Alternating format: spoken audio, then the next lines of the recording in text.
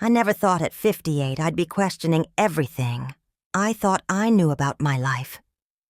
The night of Micah's engagement party, I stood at our kitchen sink washing champagne flutes, still hearing Paul's words echoing in my mind. You embarrassed me tonight, Delilah, in front of the Weatherbys and the church board. My hands trembled as I set down the crystal glass his mother had given us for our wedding 35 years ago. All those years of standing quietly beside him, supporting his ministry, raising our children, managing every detail of our lives so he could shine. And this is what I get? But what really broke my heart wasn't his criticism. It was realizing I couldn't even remember the last time I'd spoken from my own heart without first calculating how it would reflect on him. What happens when a woman finally decides to stop apologizing for taking up space? Before we jump back in, tell us where you're tuning in from. And if this story touches you, make sure you're subscribed because tomorrow I've saved something extra special for you. The morning sun filtered through the lace curtains in our bedroom, casting familiar patterns across the hardwood floor Paul and I had installed together 20 years ago. Back then, we'd laughed as we struggled with the measurements, him insisting he knew better than the instructions, me quietly fixing his mistakes when he went to get more coffee. That was our dance. Had always been our dance. I slipped out of bed carefully, not wanting to wake him. At 58, I'd perfected the art of moving through our house like a ghost, taking care of everything that needed doing before anyone else stirred. The coffee was already brewing when I heard his alarm go off upstairs. Our home in Asheville sat on a quiet street lined with oak trees that had watched generations of families come and go. I'd fallen in love with this place the moment we'd seen it, pregnant with Micah, and dreaming of filling these rooms with children's laughter. The wraparound porch had sealed the deal for me, though Paul worried about the mortgage payments on a pastor's salary. God will provide, I'd said then, meaning it with every fiber of my being.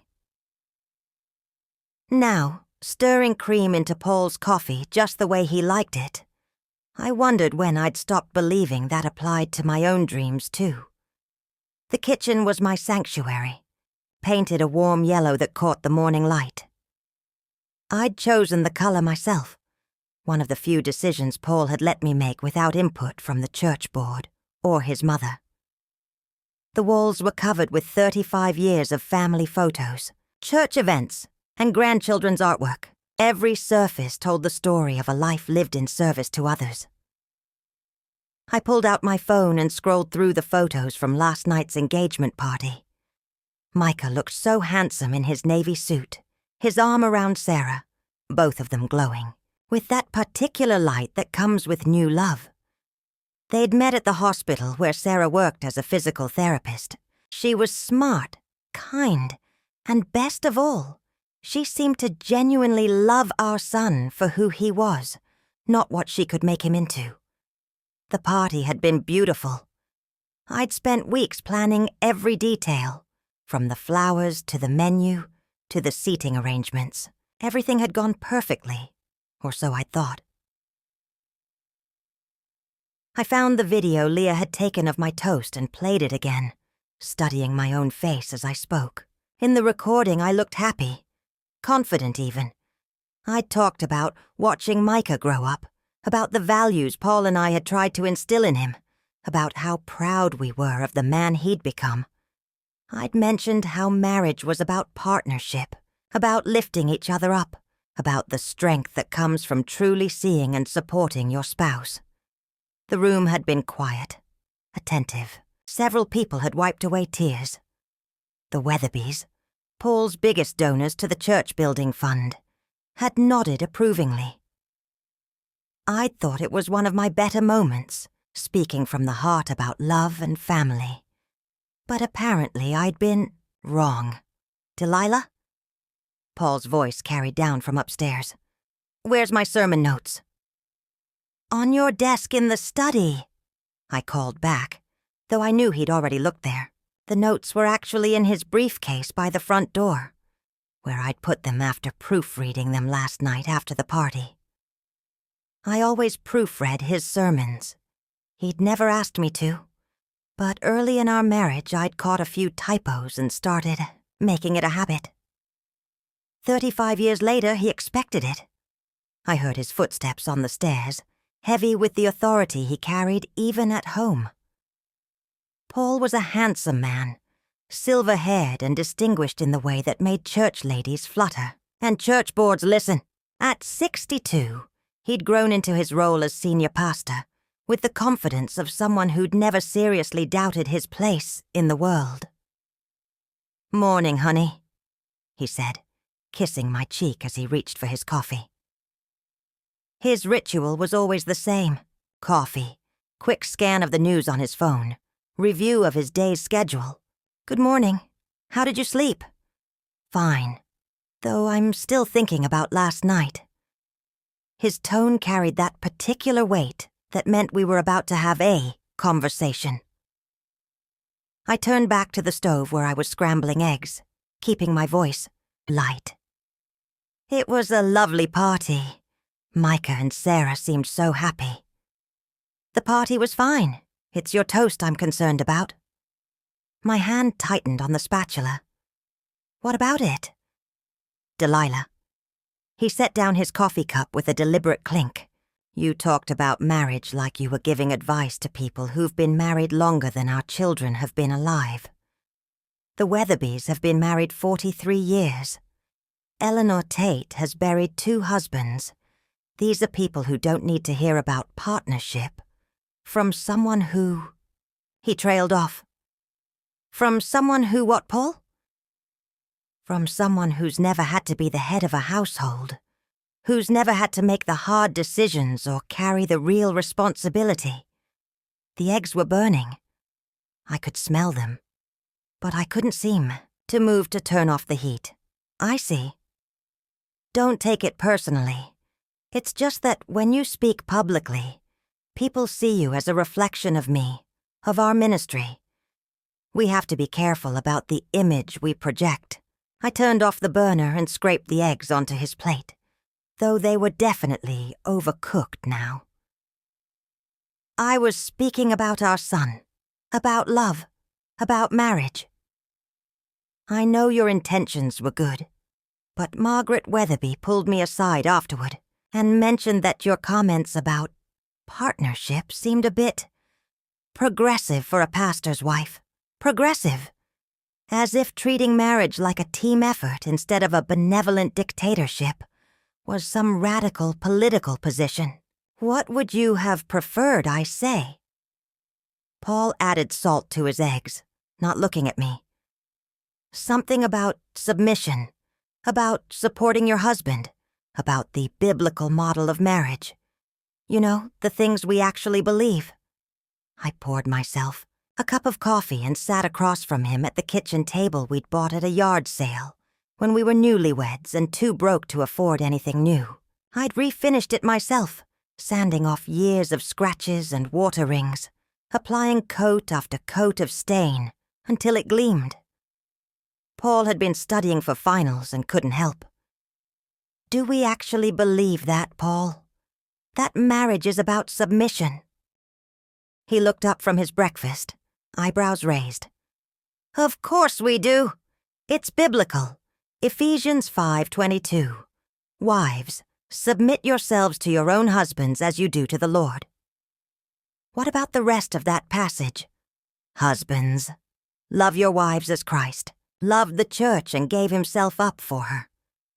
That's exactly what I do. I provide for this family. I've built a ministry that supports us, gives us standing in the community. I've given my life to serving God and taking care of you. And the children. I sipped my coffee, studying his face. When had I stopped seeing him clearly? When had this man I'd fallen in love with become someone who could reduce 35 years of marriage to his provision and my submission? I've given my life too, Paul. Of course you have. You've been a wonderful helpmeet. That's exactly my point. Why muddy that beautiful picture with talk about partnership Like we're business associates instead of husband and wife. Helpmeet. The word sat between us like a stone. My phone buzzed with a text from Naomi. "How are you feeling this morning? You seemed upset when you left last night." I'd been friends with Naomi Harris for 15 years, ever since she'd joined our church after her divorce. She was everything I'd never been allowed to be. Outspoken, independent, unafraid to take up space. Paul tolerated her because she was generous with her tithe and kept her opinions to herself during church functions.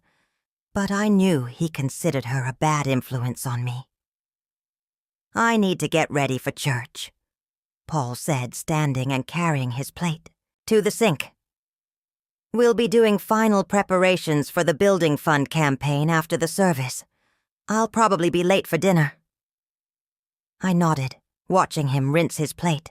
He'd started doing that about 10 years ago, after I'd mentioned that it helped when dishes weren't left sitting around all day.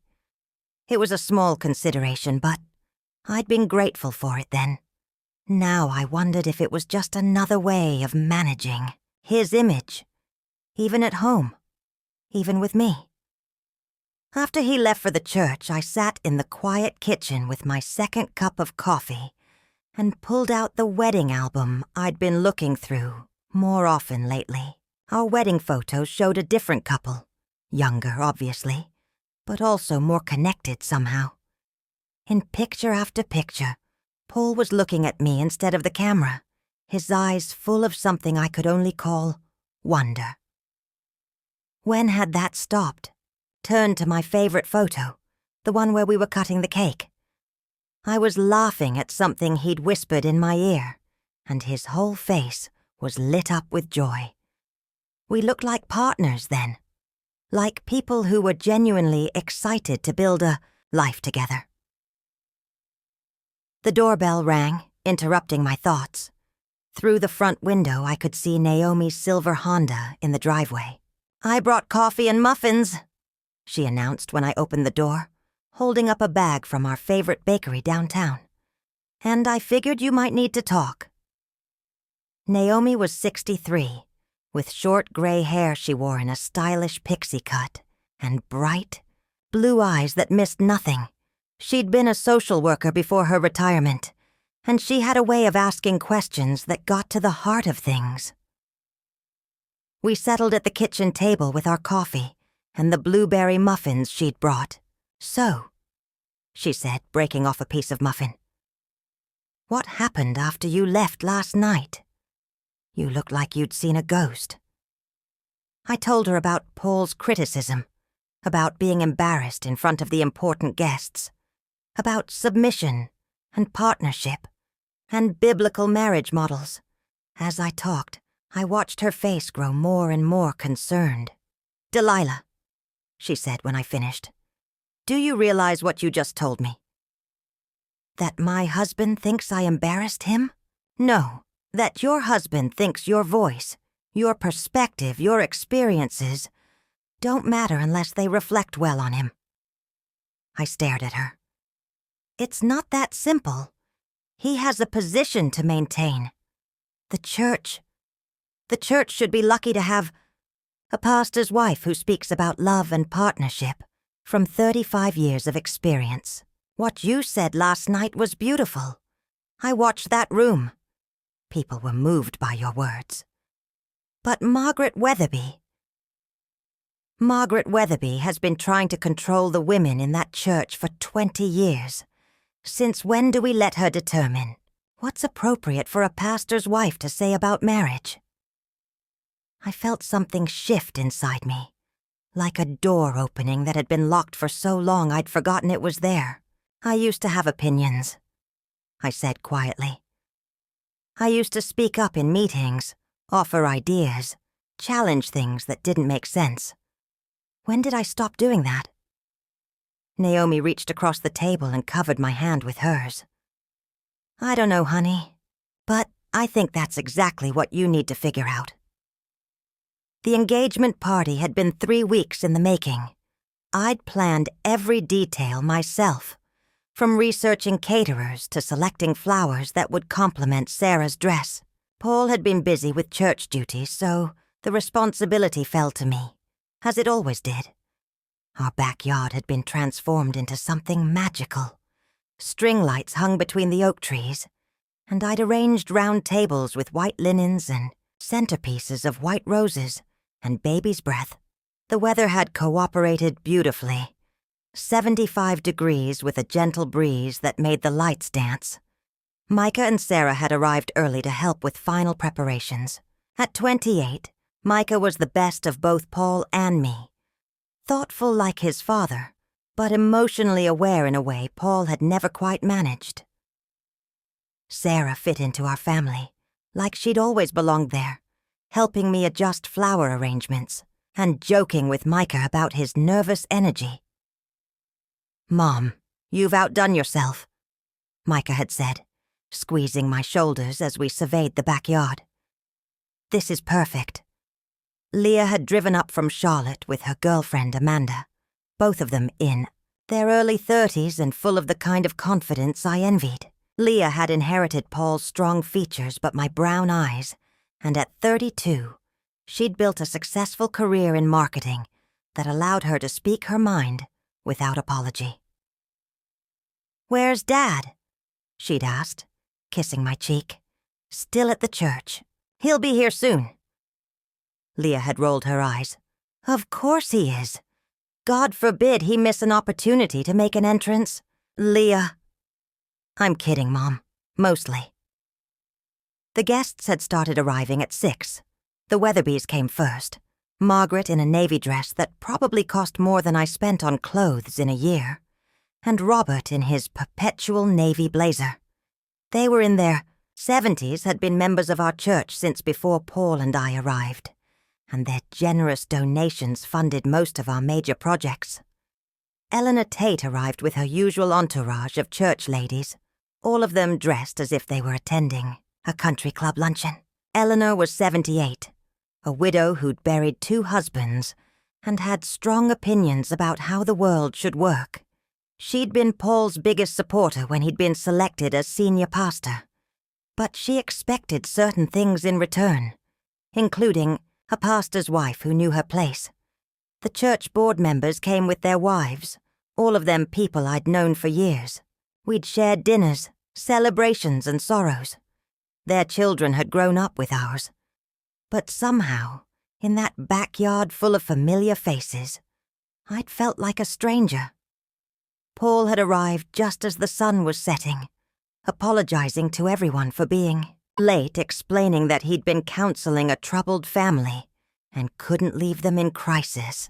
It was the kind of thing that made everyone nod approvingly. Here was a pastor who put his flock first, who understood his calling. I'd watched him work the crowd, shaking hands, asking about grandchildren and health concerns, making each person feel seen and important. He was genuinely good at it, this pastoral care that came so naturally to him. It's part of what I'd fallen in love with, his ability to make people feel heard and valued. Dinner had been served at 7, grilled salmon and chicken, roasted vegetables, and a salad with strawberries and feta that had been Micah's favorite since childhood. I'd moved between tables, making sure everyone had what they needed, refilling wine glasses and accepting compliments on the food and decorations. "Delilah, you've really outdone yourself," Dr. Patterson had said. He was our family physician and had delivered 2 of our 3 children. "This is restaurant quality." "Thank you. I wanted it to be special for Micah and Sarah." "Well, you've certainly achieved that. Paul's a lucky man to have someone who can pull off something like this." I'd smiled and moved on to the next table, but his words had stuck with me. Paul's a lucky man, as if my abilities existed solely for his benefit. The toasts had begun after dinner. Paul had spoken first, welcoming Sarah to the family and talking about the young man Micah had become. His speech was polished, thoughtful, full of biblical references and gentle humor. The crowd had hung on, every word. Then it was my turn. I'd been nervous. Public speaking had never come naturally to me, despite 35 years of practice at church functions. But standing there looking at my son and his fiancée, at all these people who'd been part of our lives for so long, I'd felt something warm and genuine rise up in me. I remember the day Micah was born. I'd begun looking at my son. 28 years ago, in the middle of a thunderstorm. Paul was at the hospital, but he was so nervous he kept leaving to call the church elders for prayer. I kept thinking, I'm the one doing all the work here, but he's the one who needs the support. The crowd had laughed, and I'd felt encouraged. That's been our marriage in a nutshell, actually. Paul out there changing the world, me at home making sure everything runs smoothly so he can do it. And I don't say that with resentment. I say it with pride. Because I've learned that real partnership isn't about doing the same job. It's about understanding that your work is just as important as your spouse's, even when the world doesn't recognize it. I'd paused, looking at Sarah. Sarah, you're joining a family that believes in lifting each other up, where your dreams matter as much as Micah's, where your voice counts, and your perspective is valued. I hope you'll help us keep learning what that looks like. The applause had been warm, genuine.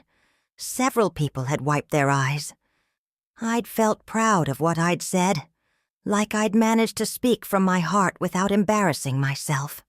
But as the evening wound down and guests began to leave, I'd noticed Paul's coolness toward me. Short answers when I asked about scheduling next week's counseling sessions. A distracted nod when Mrs. Henderson complimented the party planning. The real conversation had come after everyone left and we were cleaning up.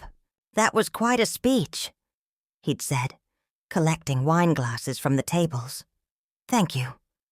I was nervous, but I think it went well. Did you plan what you were going to say? I'd looked up from where I was blowing out candles. Not really. I spoke from the heart. Why? It's just that some of your comments seemed pointed. Pointed how? Paul had set down the glasses and looked at me directly. The bit about me needing support while you did all the work.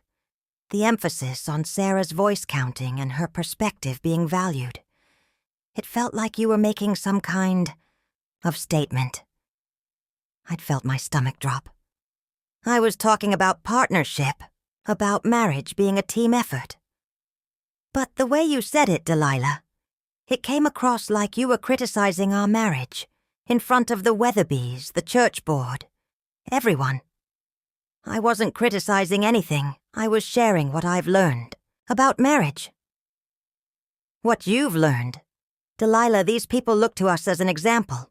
When you talk about your voice not being heard or your work not being recognized, what message does that send about our relationship? I'd stood there in our backyard, surrounded by the remnants of a beautiful evening, feeling like I'd somehow failed a test I didn't know I was taking. I embarrassed you. You embarrassed us both. Margaret Weatherby specifically mentioned to me that your comments seemed inappropriate for a pastor's wife. She was concerned about the example we're setting for younger couples. That's when the tears had started. Not because I was sad, but because I was angry, and I'd never learned how to express anger any other way. I should go inside, I'd said. Delilah, don't be dramatic. I'm not saying you did anything terrible. I'm just asking you to think before you speak next time. Consider how your words reflect on both of us. I'd walked into the house, leaving him to finish cleaning up. In the kitchen, I'd stood at the sink washing champagne flutes and trying to understand what had just happened. For 35 years, I'd been the perfect pastor's wife. I'd organized potlucks and baby showers, visited sick congregation members, counseled young mothers, and managed our household so efficiently that Paul never had to worry about anything domestic. I'd raised 3 children who were genuinely good people, maintained friendships with difficult church members, and supported every ministry initiative Paul had ever proposed. And the one time I'd spoken honestly about what I'd learned from all of that experience, I'd been told I was embarrassing. That night, lying in bed next to Paul, I'd stared at the ceiling and tried to remember the last time I'd said something, anything, without first calculating how it would reflect on him, on us, on his ministry. I couldn't. When had I become so small? When had my voice become something that needed to be managed and controlled? I'd gotten up quietly and gone downstairs to the kitchen. The wedding album was still on the counter where I'd left it that morning. I'd flipped through the pages again, studying the faces of the young couple we'd been. In our wedding photos, I looked confident, happy, like someone who had opinions and wasn't afraid to share them. Paul looked at me like he was genuinely interested in what I had to say. What had happened to those people? I'd made myself a cup of tea and sat at the kitchen table thinking about the speech I'd given. Had it really been inappropriate? Or had I simply spoken a truth that made people uncomfortable? The more I thought about it, the more certain I became that I hadn't said anything wrong. I'd talked about partnership, about voices being heard, about the importance of recognizing each other's contributions. Those weren't radical ideas. They were basic principles of healthy relationships. So why did Paul see them as threatening? And why was I questioning myself instead of questioning him? I'd stayed up until 3 a.m, sitting in my kitchen with my tea and my wedding album, trying to understand when I'd started disappearing from my own life. The next morning, Paul had acted like nothing had happened. He'd kissed my cheek, complimented his eggs, and headed off to church for morning meetings. But something had shifted in me overnight. For the first time in years, maybe decades, I'd started wondering what I really thought about things, separate from what would reflect well on Paul's ministry. It was a dangerous question. It was also, I was beginning to realize, a necessary one. The morning after my conversation with Naomi, I found myself standing in my closet, staring at 35 years of carefully curated clothing. Everything was appropriate, modest, seasonally organized. Nothing too bright, nothing too attention-grabbing. The wardrobe of a woman who'd learned to blend into the background. I pulled out a red sweater I'd bought 2 years ago, but never worn. It was beautiful. Soft cashmere with a slightly loose fit that was flattering without being tight. But it was red. Bright, unapologetic red. Paul had been in the room when I'd tried it on after bringing it home from the store. "It's lovely," he'd said. "But awfully bold for church, don't you think?" I'd looked at myself in the mirror. The sweater brought out the warmth in my brown eyes and complemented my graying hair. I'd felt beautiful in it. "Maybe for a dinner out?" I'd suggested. "Of course. It's perfect for the right occasion." The right occasion had never come. Or rather, I'd never let it come. Today I put on the red sweater. I was meeting Naomi for lunch at a small cafe downtown. She'd called that morning and insisted we needed to continue our conversation from the day before. "You've opened a door." "Delilah," she'd said. "Now we need to figure out what's on the other side." The cafe was busy with the lunch crowd, full of young professionals and retirees enjoying the mild November weather. Naomi was already seated at a corner table wearing a purple scarf that would have made Eleanor Tate purse her lips in disapproval. "You wore the red sweater," she said as I sat down. "You remember it?" "Honey, you've mentioned that sweater at least 5 times over the past 2 years. Every time we go shopping, you talk about wanting to wear it, but not having the right occasion. Today felt like the right occasion? I looked down at myself. I suppose it did. We ordered soup and salad for both of us, and Naomi got straight to the point. I've been thinking about what you told me yesterday, about Paul's reaction to your toast. I keep replaying it in my mind. I honestly can't figure out what was so wrong with what I said, because nothing was wrong with it. That's exactly the problem. Naomi leaned forward. Delilah, when was the last time you disagreed with Paul about something? Out loud, I mean. I opened my mouth to answer, then closed it. When was the last time? I don't remember. When was the last time you had an opinion about something that wasn't directly related to cooking or household management? Again, I found myself without an answer. When was the last time you did something just for yourself? Something that Paul didn't approve of or suggest? I felt something cold settling in my stomach. Naomi, what are you getting at? I'm getting at the fact that somewhere along the way, you stopped being Delilah and became Paul's wife. And I think Saturday night was the first time in years that the real Delilah showed up to speak. Our soup arrived, but I'd lost my appetite. That's not fair. I have plenty of opinions. I make decisions all the time. Name one. Name one opinion you've expressed. In the last year that Paul disagreed with, I stirred my soup, thinking. Paul and I rarely disagreed about anything anymore. But that was because we had a good marriage, wasn't it? Because we'd learned to work together as a team. See? Naomi said gently. You can't think of one, can you? We see eye to eye on most things. Or you've learned to see things through his eyes. I set down my spoon, feeling defensive. Naomi, I know you mean well, but you don't understand what it's like to be married to a pastor. There are expectations, responsibilities. Bullshit. I looked around nervously to see if anyone had heard her. Delilah, look at me. I was married for 22 years to a man who convinced me that my job was to make his life easier.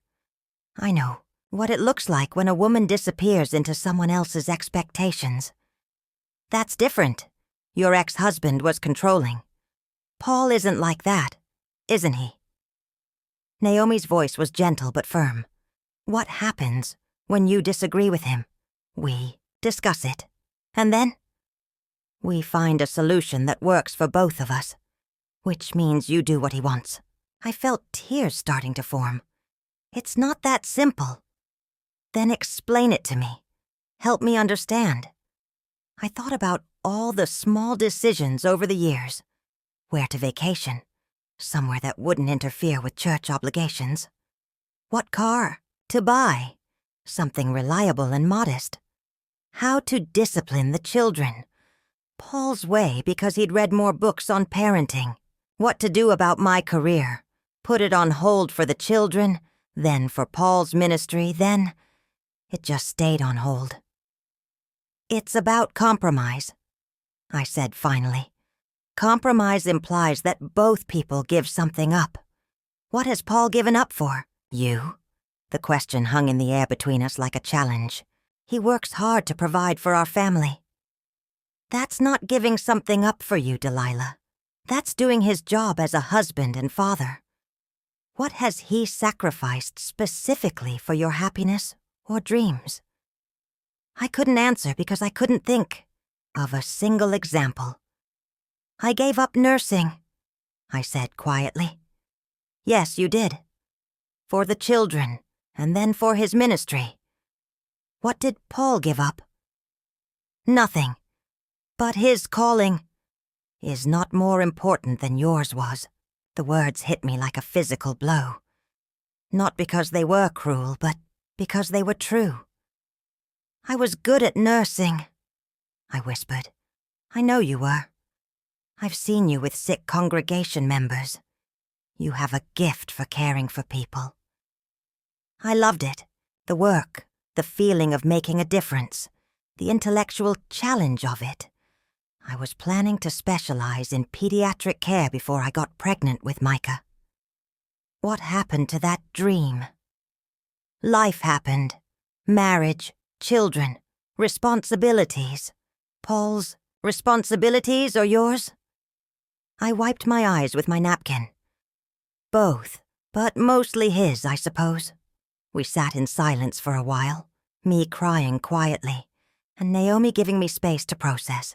"I'm not trying to destroy your marriage," she said eventually. "I'm trying to help you save yourself."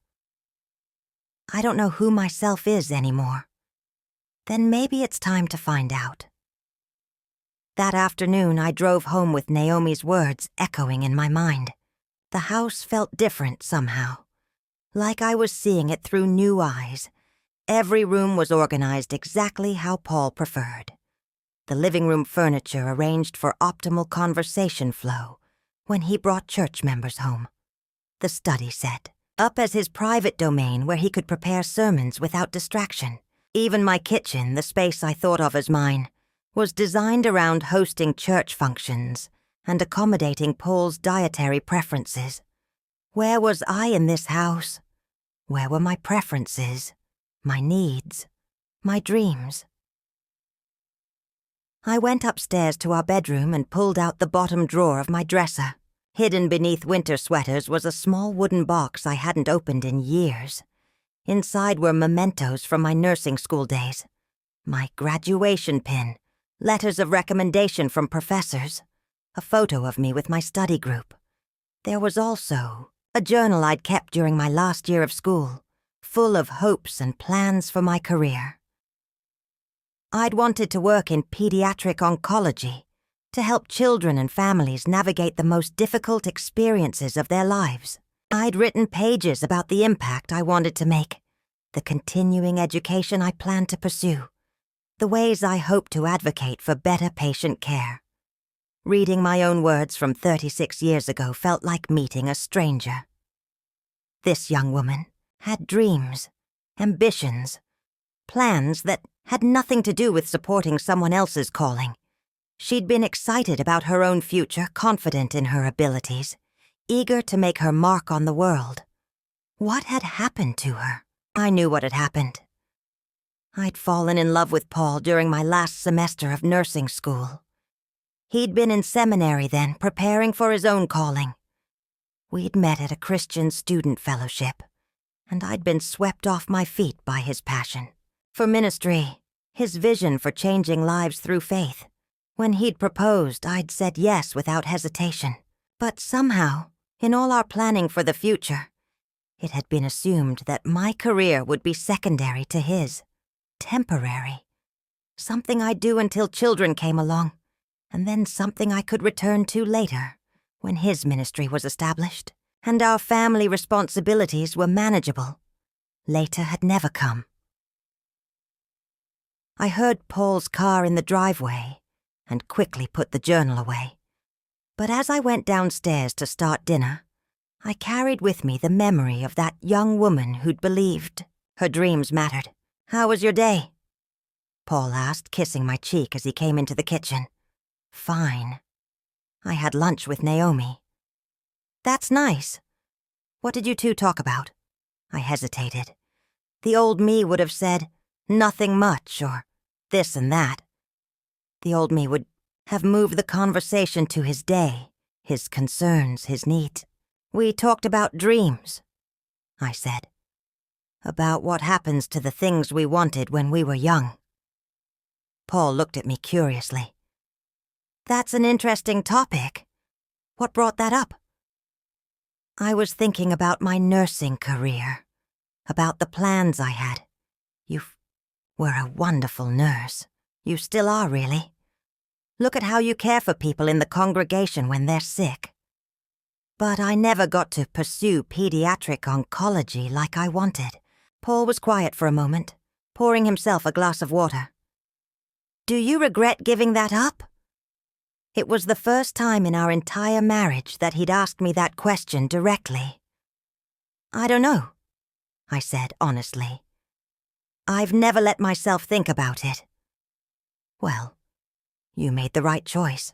Our children needed you, and the ministry needed you. You've touched more lives as a pastor's wife than you ever could have as a nurse. I felt something flare up inside me. Anger, disappointment, something I couldn't quite name. How do you know that? What do you mean? How do you know I've touched more lives this way? How do you know what impact I could have had in pediatric oncology? Paul set down his water glass and looked at me carefully. Delilah, are you upset about something? I'm just wondering how we decided that your calling was more important than mine. I don't understand. You never had a calling to nursing. You had a job. A calling to nursing. You don't think healing people, caring for sick children, supporting families in crisis, you don't think that could be a calling? Of course it could be. But God called me to ministry, and He called you to be my helpmate in that ministry. It's all part of His plan. When did God tell you that He called me to be your helpmate? Paul looked genuinely confused. It's biblical, Delilah. Wives are called to support their husbands. It's not something that needs to be individually revealed. It's already revealed in Scripture. I turned back to the stove where I was browning ground beef for tacos, Paul's Tuesday night favorite.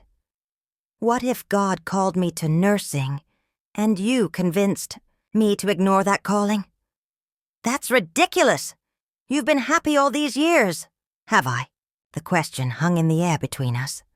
Paul came up behind me and put his hands on my shoulders. Honey, you're scaring me a little. This doesn't sound like you. Maybe that's the problem.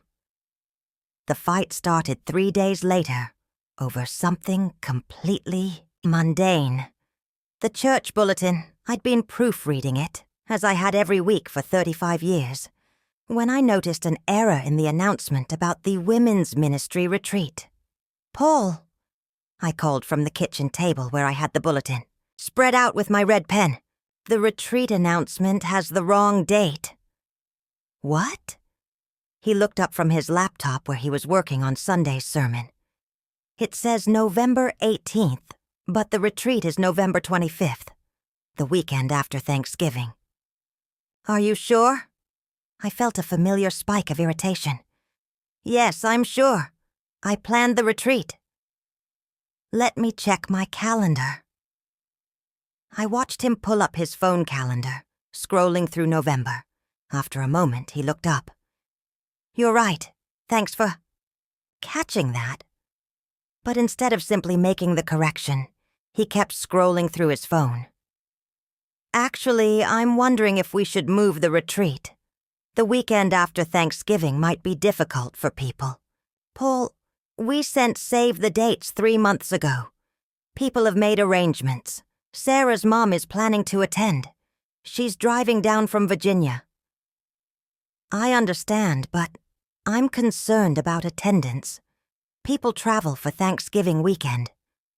Which is why we chose the weekend after, not the weekend of. Still, it might be better to move it to early December. I set down my red pen and looked at him directly. The retreat is planned for November 25th. The facilities are booked, the speakers are confirmed, and 23 women have registered. We're not moving it. Paul's eyebrows went up. Delilah, I'm just suggesting we consider, and I'm telling you that it's not necessary. The date is fine. But if I think it would be better for the church. This isn't a church decision, Paul. It's a women's ministry decision. And I'm the one who coordinates women's ministry. We stared at each other across the kitchen. I could see Paul processing this unusual pushback from me. Of course you coordinate women's ministry, he said carefully. But as senior pastor, I have oversight of all church programs. Oversight doesn't mean micromanagement, I'm not micromanaging. I'm expressing a pastoral concern about timing. Based on what? Have any of the registered women expressed concerns about the date? Well, no, but have any of the women's ministry leaders suggested moving it? No, but that doesn't mean. Then your concern is noted and dismissed. The retreat stays on November 25th. Paul closed his laptop and looked at me with an expression I'd never seen before.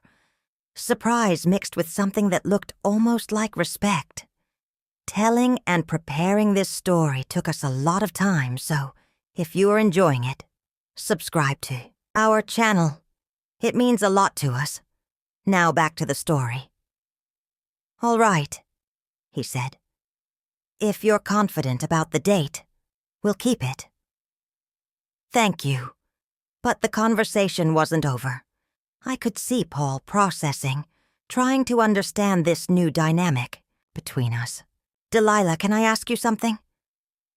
I looked up from the bulletin, where I was correcting the date. You've seemed different lately, since Micah's engagement party. More assertive. Is that a problem? Not necessarily. I'm just trying to understand what's changed. I finished correcting the bulletin and set down my pen. What's changed is that I'm tired of pretending I don't have opinions. You've always had opinions, have I? Or have I always had your opinions? Paul was quiet for a long moment. That's not fair, Delilah. We've always made decisions together. No, Paul. You've always made decisions, and I've always agreed with them. There's a difference. That's not true. What about when we bought this house? You chose it. After you determined the price range, the neighborhood, and the basic requirements. I chose between two options you'd already approved. What about the children's schools? You researched the options and presented your recommendation. I agreed. What about vacation destinations? You planned the trips based on your conference schedule and ministry obligations. I packed.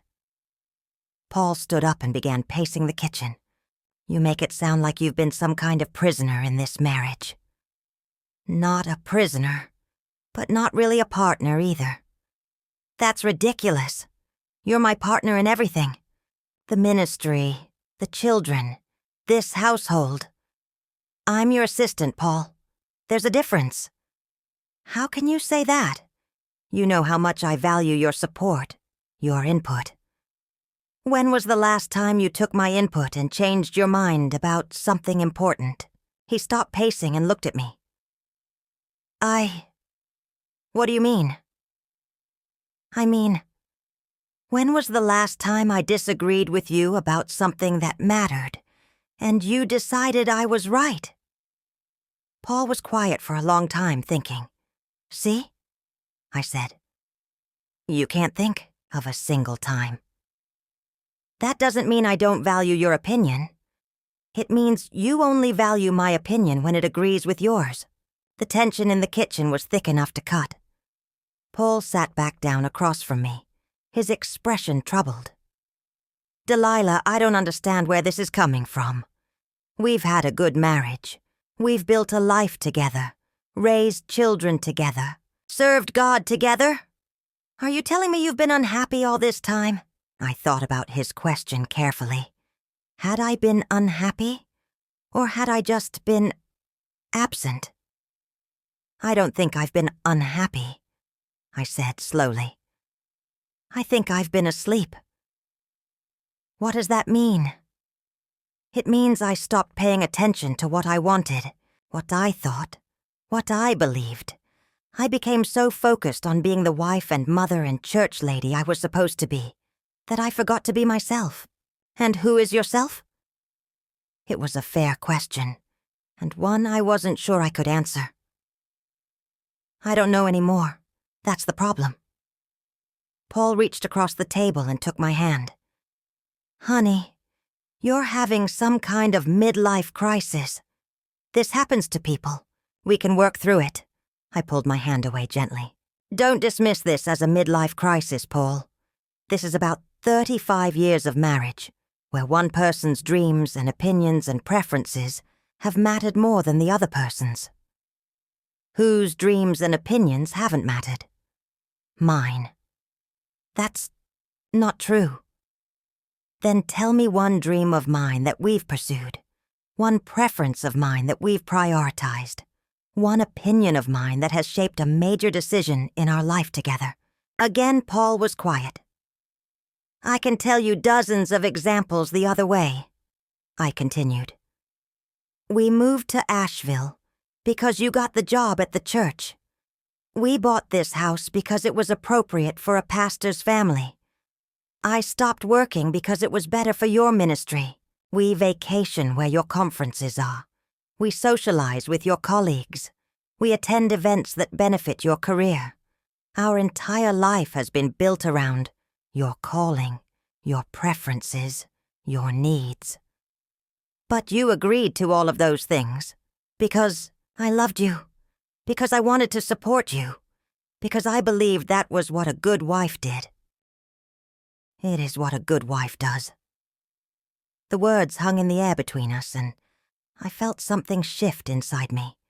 A door closing, maybe, or a wall going up. Is it? I asked quietly. Yes. Marriage is about sacrifice, about putting your spouse's needs first. Both spouses, or just the wife? Both, but in different ways. How have you put my needs first, Paul? He looked genuinely puzzled by the question. I provide for you. I protect you. I've given you a good life, a stable home, financial security. Those are your responsibilities as a husband. They're not sacrifices for my benefit. What have you given up for me? He started to answer, then stopped. I work hard every day to take care of this family. That's not what I asked. We sat in silence for several minutes. Finally, Paul spoke. I don't understand what you want from me, Delilah. I want you to understand that I'm a person with my own thoughts and dreams and opinions, not just an extension of you. I've never thought of you as an extension of me. Haven't you? When was the last time you asked me what I wanted? Not what I thought about your idea, not what I preferred from your options, but what I actually wanted. Paul opened his mouth, then closed it. I rest my case. That evening, Paul stayed late at the church for a board meeting. I found myself alone, in the house for the first time in weeks, and instead of using the time to catch up on household tasks, I did something I hadn't done in years. I sat in the living room with a cup of tea and just thought about the woman I'd been before marriage, about the dreams I'd had, about the person I might have become if I'd made different choices, or if different choices had been available to me. I thought about Naomi, who'd rebuilt her life after divorce, and seemed genuinely happy living on her own terms. I thought about Leah, who'd never let anyone tell her what her priorities should be. I thought about Sarah, who was marrying Micah but keeping her own name and her own career. When had the world changed so much? When had it become acceptable for women to have their own ambitions, their own dreams, their own voices? More importantly, when would it become acceptable for me? My phone rang, interrupting my thoughts. It was Leah. Hey, Mom. How are you? I'm fine, sweetheart. How are you? Good. Listen, I've been thinking about the engagement party, about your toast. My stomach clenched. What about it? I wanted to tell you how proud I was of you for speaking up about partnership and women's voices mattering. It was brave. I felt tears start to form. Your father didn't think so. Dad doesn't like it when women have opinions that don't match his own. You know that, Leah. Mom, I love Dad, but he's never understood that you're a person separate from him. None of us kids have understood it either, really. We just accepted that you were the family caretaker, and he was the family leader. That's how marriage worked when I was young. But it doesn't have to work that way now. Sarah would never accept being treated like Dad treats you. I felt a stab of something. Jealousy? Sadness? How does your father treat me? Like a very valued employee. Like someone whose job is to make his life easier. The words hurt because they were so accurate. I don't know how to be anything else, Leah. Then maybe it's time to learn. After we hung up, I sat in the quiet living room and tried to imagine what my life would look like if I started making decisions based on what I wanted instead of what was expected of me. It was a terrifying thought. It was also, I was beginning to realize, an essential one. I discovered the truth by accident, while looking for something completely unrelated. Paul had asked me to find his old seminary notebooks because he was preparing a series on biblical marriage and wanted to reference some papers he'd written 20 years ago. The notebooks were stored in boxes in our basement, along with decades of accumulated family history. I'd been down there for an hour, going through box after box of Paul's academic materials, when I opened a container labeled Conference Notes, 2015-2020. Instead of seminary notebooks, I found folders full of speaking engagement materials, outlines, handouts, PowerPoint presentations. I wasn't snooping. I was just trying to figure out if I had the right box when I saw a folder labeled Marriage and Ministry Finding Balance. I recognized the title because Paul had given that presentation at a pastor's conference in Atlanta 3 years ago. I'd been proud of him for being invited to speak at such a prestigious event. Curious, I pulled out the folder and opened it. The first page was a detailed outline of his presentation. But as I read through it, something felt familiar. Very familiar. The pastor's wife as ministry partner section talked about the importance of emotional support, of creating a peaceful home environment, of the wife's role in congregational care. The managing dual callings section discussed the challenges of balancing family responsibilities with ministry demands.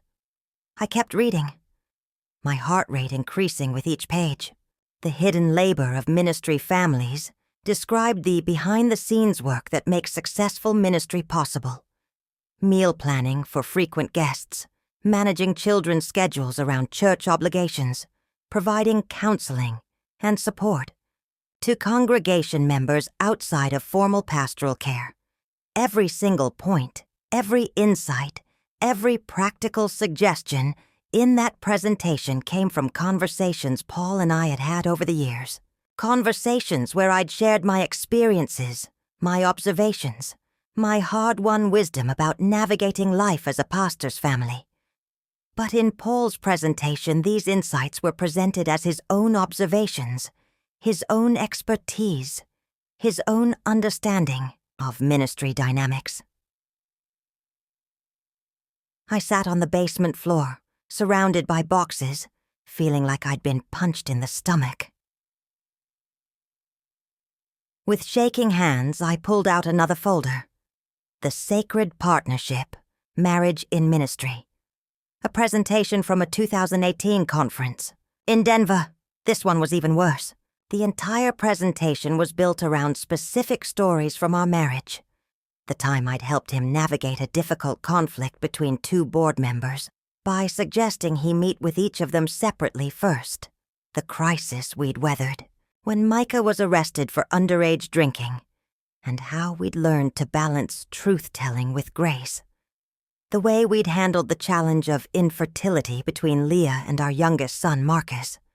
Except in Paul's version, these were stories about his pastoral wisdom, his conflict resolution skills, his parenting insights. I wasn't mentioned except as my wife in passing references. My hands were shaking as I opened a third folder, Redeeming Difficult Seasons, from a 2019 conference. This presentation focused on how ministry families handle personal crises while maintaining their public witness. Paul had shared our story of Leah's rebellion during her teenage years, when she'd rejected the church and everything associated with it. He'd talked about the delicate balance of allowing children to find their own faith while maintaining congregational confidence in pastoral leadership. But he'd left out the crucial details, that I was the one who'd maintained the relationship with Leah during those difficult years. I was the one who'd driven to Charlotte every month to have lunch with her, who'd listened to her angry phone calls at 2 a.m, who'd slowly built bridges between her and the family. Paul had been hurt and embarrassed by her rejection of his faith and had essentially written her off until she'd matured enough to rebuild the relationship herself. The story of our family's redemption was actually the story of my patient, persistent love for my daughter. But in Paul's version, it was about his pastoral wisdom and patience. I found 7 more folders, each containing presentations given at various conferences and seminars over the past decade. Every single one contained material drawn from my experiences, my insights, my emotional labor, all presented as Paul's expertise. The worst part wasn't the plagiarism, though that was bad enough. The worst part was the realization of how this had happened. Paul genuinely didn't seem to understand that these ideas and insights belonged to me. In his mind, our conversations, my experiences, my wisdom, it was all just part of the shared pool of knowledge that supported his ministry. He'd never consciously stolen from me. He'd simply never recognized that I had anything worth stealing. Gathered up all the folders and carried them upstairs to the kitchen table. When Paul came home from the church an hour later, I was sitting there with the evidence spread out in front of me. "Did you find the seminary notebooks?" he asked, kissing my cheek and heading for the coffee pot. "No," I said quietly. "But I found something else." He turned to look at me, and his expression changed when he saw what was on the table. "Those are my conference materials," he said carefully. "Yes, they are. I've been reading them." Paul poured himself coffee and sat down across from me. "Okay, is there a problem?" I picked up the folder from the Atlanta conference.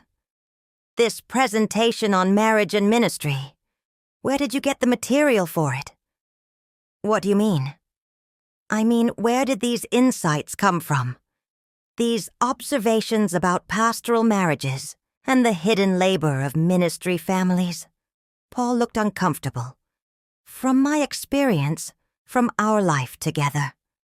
"From our life together. Not from your observations about our life together." I don't understand the distinction, opened the folder and read directly from his outline. "The pastor's wife often serves as an unofficial counselor to congregation members, particularly women dealing with marital problems or parenting challenges. This ministry is invisible to most of the congregation but essential to pastoral effectiveness." I looked up at him. "Who told you that?" "What do you mean? Who told me that?" "I mean, how did you learn that the pastor's wife serves as an unofficial counselor? Did you observe it happening? Or did someone explain it to you?" Paul was quiet for a moment. "We've talked about it. You've mentioned how often women in the congregation come to you for advice." "Yes, I have mentioned it. In fact, I've talked to you extensively about the emotional burden of unofficial counseling, about how draining it can be to carry other people's secrets and problems, about the lack of training and support for this role." "Right. And that informed my understanding of ministry dynamics. And then you presented that understanding as your own expertise at a conference where you were paid $5,000 to speak." The number had been on the contract I'd found in the folder. Paul's face flushed slightly. I was speaking about ministry families based on my experience as a pastor, but not based on your experience as a pastor's wife. Obviously not. I'm not a pastor's wife. I felt like I was trying to explain something to someone who was genuinely incapable of understanding it. Paul, do you recognize that my experiences and insights contributed to this presentation? Of course. Our marriage informs my understanding of ministry marriages. Do you think I should have been credited for that contribution? He looked genuinely puzzled. How would I credit you? Say, my wife told me this. Yes. Or better yet, you could have recommended that I be invited to speak at these conferences. I have 35 years of actual experience being a pastor's wife. But you're not a speaker, Delilah. You've never wanted to do public speaking. Have you ever asked me if I wanted to do public speaking? Silence. Have you ever suggested that I might have valuable insights to share with other ministry wives? More silence. I picked up another folder.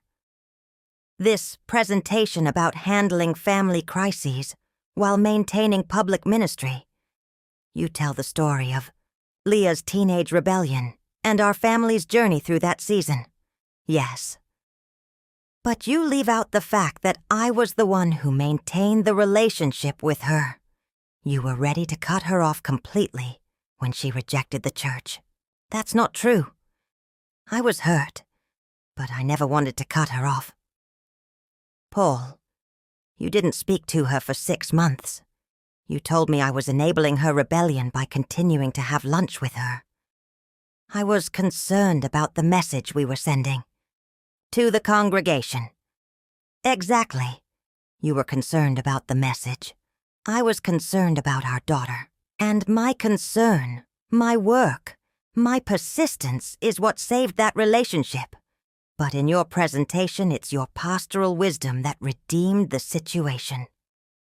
Paul was quiet for a long time, staring at the folders spread across the table. I never intended to take credit for your work, he said finally. But you did take credit for it. I presented our family's experience as an example of how ministry families can navigate difficult seasons. No, Paul. You presented your version of our family's experience, with yourself as the wise pastor who guided us through crisis. You erased my contribution entirely. That wasn't intentional. Does intention matter if the result is the same? We sat in silence for several minutes. Finally, Paul looked up at me. What do you want me to do about this?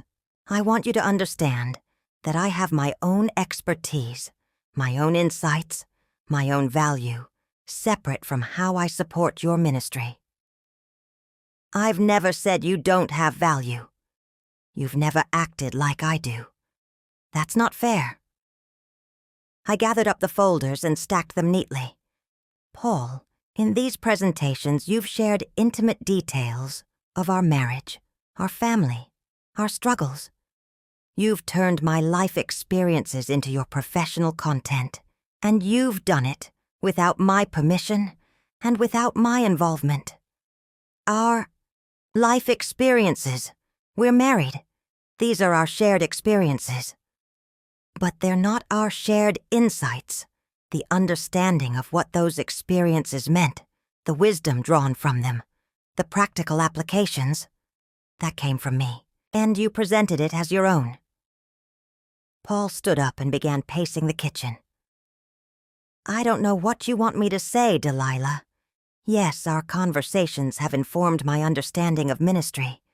That's what happens in marriage. We learn from each other.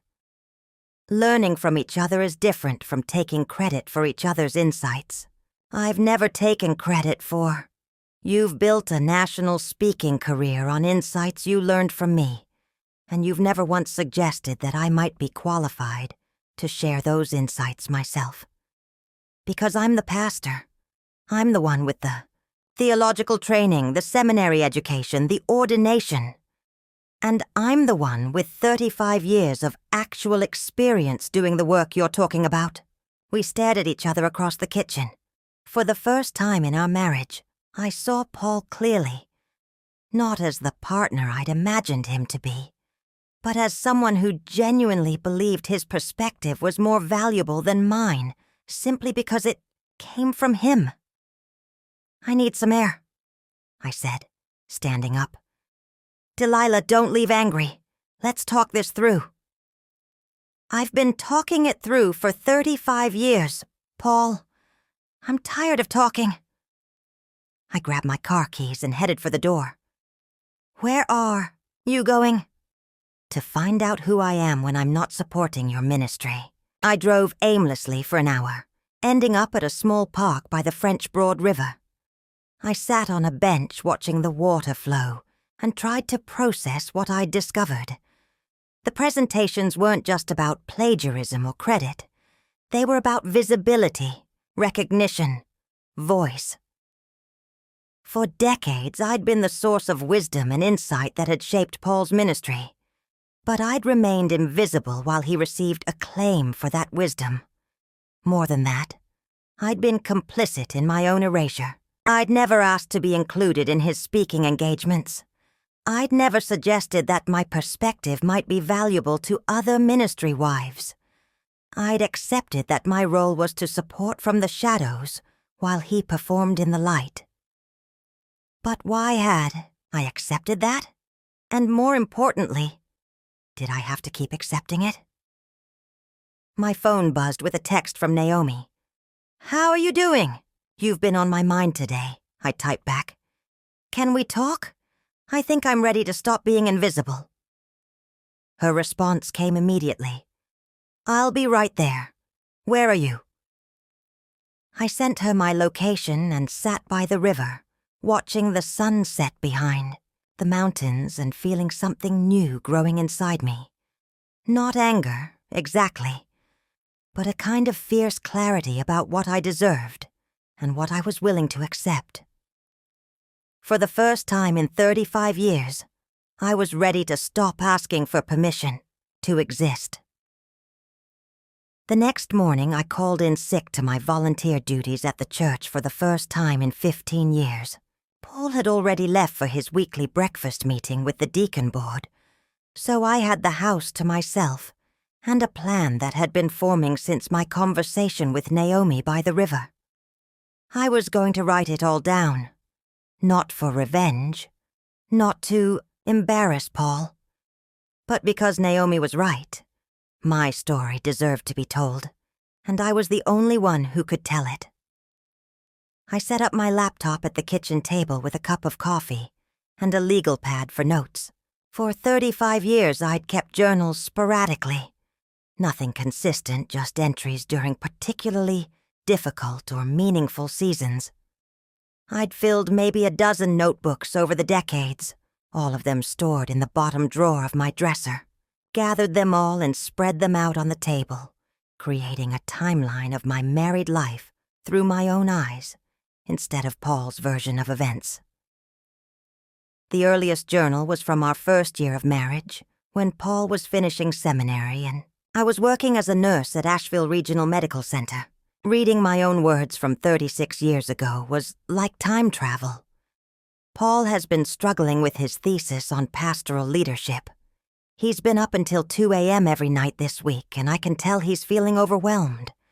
I suggested he organize his research differently. Instead of trying to cover everything chronologically, maybe focus on thematic patterns that apply across different time periods. He seemed really excited about the idea and stayed up even later working on a new outline.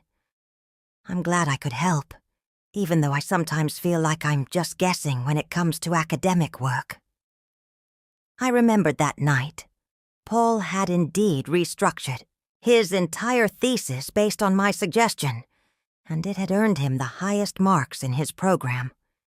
His advisor had been so impressed that he'd recommended Paul for a prestigious fellowship the following year.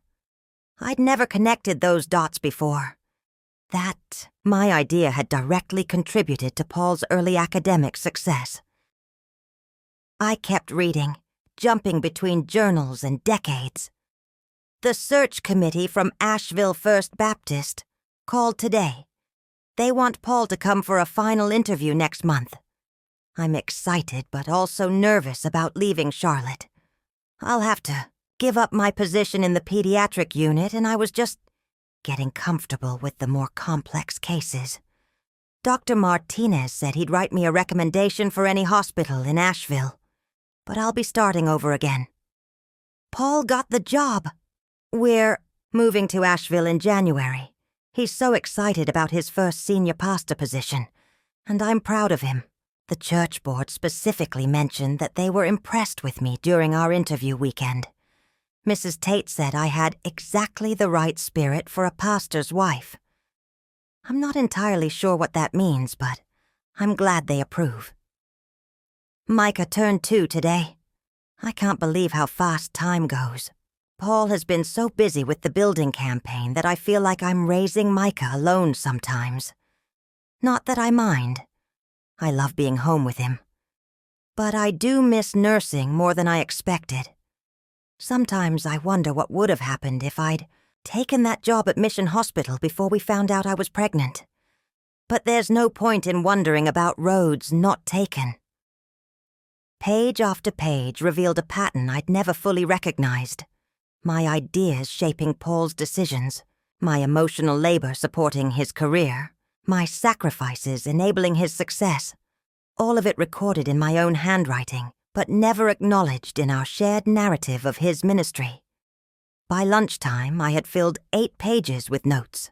Specific examples of contributions I'd made that had disappeared into the general story of Paul's ministry, the thesis reorganization, the conflict resolution strategies I'd developed for handling difficult congregation members, the fundraising approaches that had made our building campaign successful, the pastoral care protocols that had become standard practice in our church. I'd also identified patterns in my own thinking that disturbed me. How often I'd second-guessed my own ideas, even though I sometimes feel like I'm just guessing. How quickly I'd dismissed my own sacrifices. Not that. I mind. How automatically I'd redirected credit to Paul. I'm proud of him, instead of, I'm proud of us. I was deep in writing when Paul came home around 2 o'clock. Feeling better? He asked, coming into the kitchen. Much better, thank you. He looked at the journals and papers spread across the table. What's all this? Research. I'm writing something. What kind of something? I saved my work on the laptop and looked up at him. I'm writing about my experience as a pastor's wife, about the things I've learned, the challenges I've faced, the insights I've gained. Paul sat down across from me, his expression carefully neutral. That sounds interesting. Is it for the church newsletter? No, it's bigger than that. How much bigger? I'd been thinking about this question all morning. I'm not sure yet. Maybe a book, maybe just a long essay. But I want to tell the truth about what it's really like to be married to ministry. The truth according to you. Yes, the truth according to me. Paul was quiet for a moment, studying the journals scattered across the table. Are you planning to include personal details about our marriage? I'm planning to include my experiences, yes. Delilah, you understand that anything you write reflects on both of us, on the church, on my ministry. And you understand that my experiences belong to me, right? That I have a right to tell my own story? Of course you have a right. I'm just asking you to consider the implications. I closed my laptop and looked at him directly. What implications specifically concern you? Well, if you're writing about marriage and ministry, people will assume you're writing about our marriage and my ministry. If you focus on challenges and difficulties, it could damage the witness we've built together. What if I focus on truth? Truth is subjective, Delilah. Your perspective on our marriage is only one perspective. It's my perspective. And it's the one that's never been told. Paul leaned back in his chair. I'm not trying to censor you. I'm just asking you to think about this carefully. I have been thinking about it. For 35 years, actually. You know what I mean. Think about whether this is really the best way to use your voice. How would you prefer I use my voice? In ways that build up our family and our ministry, not in ways that could tear them down. I felt that familiar spike of anger rising in my chest. Paul, do you hear yourself? You're telling me that my truth might tear down our family and ministry. What does that say about our family and ministry? It says that public perception matters, that we have a responsibility to protect the witness we've built. Whose witness? Yours or ours? Ours. We're partners in this ministry. Are we? Because partners typically share credit for their contributions. Paul's jaw tightened. Are we back to the conference presentations? I told you I never intended to take credit for your work. And I told you that intention doesn't matter if the result is the same. We sat in tense silence for a moment. Finally, Paul spoke. What do you want from me, Delilah? I want you to understand that I'm going to tell my story, and I'm not going to ask your permission or approval. Even if it hurts our marriage? Our marriage is already hurt, Paul. It's been hurt for years. I'm just finally willing to admit it. Paul stood up abruptly. I need to get back to the church. We'll talk about this later. After he left, I called, Naomi. How's the writing going? She asked. Good. Scary, but good. I'm realizing how much of my life I've forgotten or minimized. That's common when we've been trained to make ourselves small. What's your next step? I think I want to share some of this publicly. Not in a vindictive way, but just to tell the truth about what pastoral marriage looks like from the wife's perspective. Paul's not going to like that. No, he's not. But I'm starting to think that Paul's comfort with my choices shouldn't be my primary concern anymore. Good for you. Where are you thinking of sharing it? I'd been considering this question all day. There's a blog for pastors' wives that I've been reading for years. The woman who runs it is always looking for authentic stories about ministry, life. That sounds perfect. I'm terrified. Of course you are. You've never told your truth publicly before, but, Delilah, think about all the women who need to hear what you have to say. Think about the pastors' wives who are sitting in their kitchens right now feeling invisible and wondering if they're crazy for wanting more. That evening I composed an email to Grace Hendricks, who ran the Ministry Wife Real Talk blog. I'd been reading her posts for 3 years, drawn to her honest discussions of the challenges and complexities of pastoral marriage. Dear Grace, I wrote, my name is Delilah Moore, and I've been a pastor's wife for 35 years. I've never written publicly about my experiences, but recent events have made me realize that I have a story worth telling. Would you be interested in a guest post about the invisible labor of ministry wives and the cost of supporting someone else's calling at the expense of your own? I have specific examples and insights that I think would resonate with your readers. I attached the first 3 pages of what I'd written that day and hit send before I could change my mind. Grace's response came within 2 hours. Delilah, I just read your excerpt, and I have chills. This is exactly the kind of honest, nuanced perspective our community needs. Yes, absolutely. I'd love to publish your piece. Can you have a full post to me by the end of the week? I'm thinking 2,000, 3,000 words. Don't hold back. We need the whole truth, not the sanitized version. I stared at her email for a long time. This was it. My chance to step out of the shadows and speak for myself. The question was I brave enough to take it?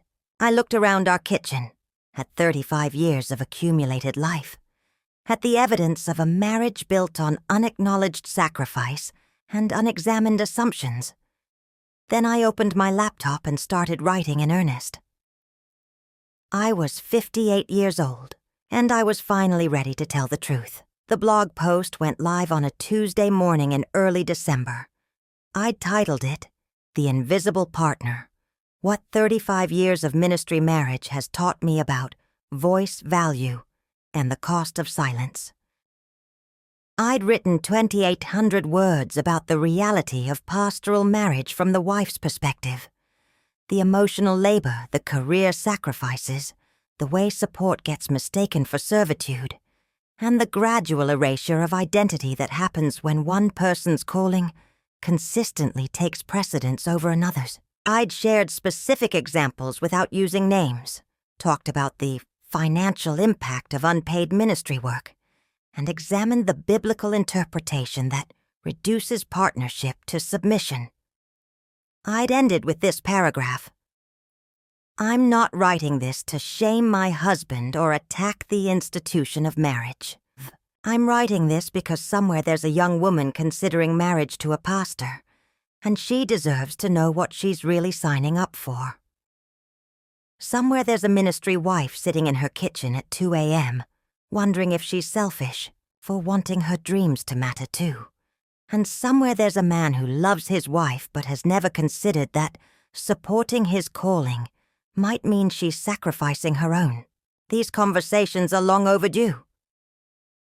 I'd submitted it Friday evening and spent the weekend in a state of nervous anticipation mixed with profound relief. I'd told my truth, publicly, and without apology. Paul had read it Sunday night after I'd shown him Grace's email confirming publication. "So you went ahead and did it?" he said, scrolling through the post on his phone. "Yes." "Without discussing it with me?" "I told you I was writing something. You told me to consider the implications." "And did you? Consider the implications?" I was folding laundry at the kitchen table, a task that usually calmed me but wasn't working tonight. I considered that for 35 years. I've hidden my truth to protect your image. I decided I was done with that. Paul read in silence for several minutes. I watched his face change as he worked through the post. Surprise, hurt, anger. Something that might have been recognition. "Some of this feels unfair," he said finally. "What parts?" "The part about me taking credit for your insights. The part about you sacrificing your calling for mine. The way you make it sound like I forced you into silence." I set down the towel I was folding. "Which parts feel accurate?" He was quiet for a long time. "I don't know. I need to think about it." "Take all the time you need." Tuesday morning, I woke up to 17 missed calls and 43 unread emails. The blog post had been shared over 1,000 times on social media overnight. Grace's email at 6 a.m. read, "Delilah, this is the most response we've ever had to a guest post. Women are sharing their own stories in the comments, and several other bloggers want to interview you. You've started something important." By 9 a.m., I had interview requests from 3 podcasts and invitations to speak at 2 conferences. The comments on the blog were overwhelming. Hundreds of women sharing their own experiences of marriage, ministry, and the challenge of maintaining identity within supportive relationships. Thank you for putting words to what I've felt for 15 years. I'm printing this out to show my husband. Maybe he'll finally understand. I gave up a teaching career to support my husband's business, and I've been telling myself it was worth it. Your post made me realize I've been lying to myself. This isn't just about pastors' wives. This is about any woman who's been told her job is to make someone else's dreams possible. But not all the responses were positive. By noon, I was getting emails from church members who'd seen the post shared on Facebook. Eleanor Tate's message was particularly direct. Delilah, I'm deeply disappointed in your decision to air private matters publicly. This kind of public criticism of your husband and your marriage is inappropriate for a pastor's wife and damaging to our church's witness. I hope you'll consider removing this post and focusing on more constructive ways to address any concerns you might have.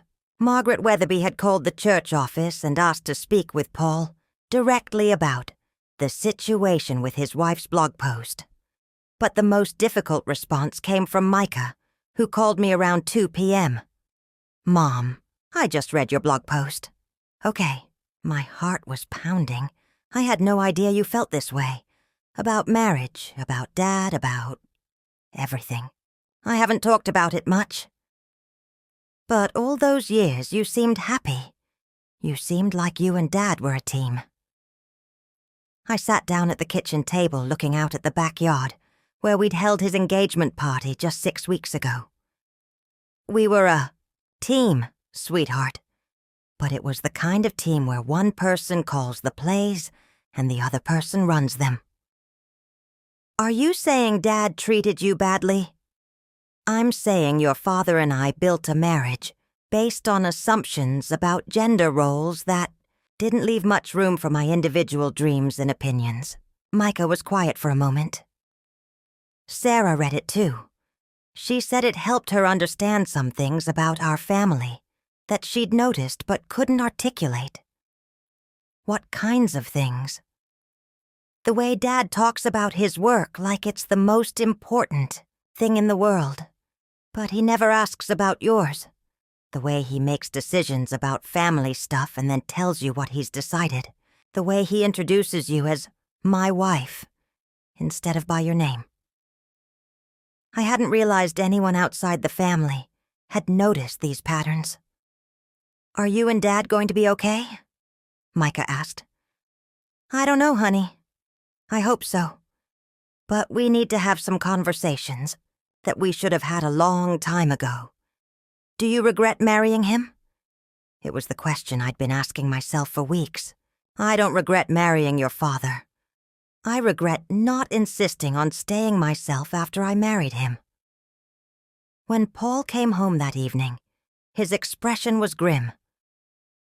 We need to talk, he said, setting his briefcase down with more force than necessary. Okay. The church board wants to meet with us Thursday night.